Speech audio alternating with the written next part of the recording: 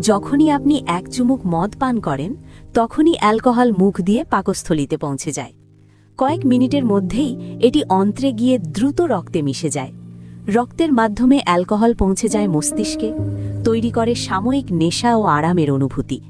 কিন্তু একই সঙ্গে মনোযোগ কমে যায়, বিচার ক্ষমতা নষ্ট হয়, হৃদস্পন্দন বেড়ে যায়, রক্তচাপের ভারসাম্য নষ্ট হয়। লিভার অ্যালকোহল ভাঙতে অতিরিক্ত চাপের মুখে পড়ে, ধীরে ধীরে ক্ষতিগ্রস্ত হতে থাকে। স্নায়ুতন্ত্র দুর্বল হয়, শক্তি কমে যায়, ক্লান্তি ভর করে। প্রতিটি চুমুক শরীরের ভেতরে নীরব ক্ষতি বাড়ায়। যখনই আপনি এক চুমুক মদ পান করেন তখনই অ্যালকোহল মুখ দিয়ে পাকস্থলীতে পৌঁছে যায়। কয়েক মিনিটের মধ্যেই এটি অন্ত্রে গিয়ে দ্রুত রক্তে মিশে যায়।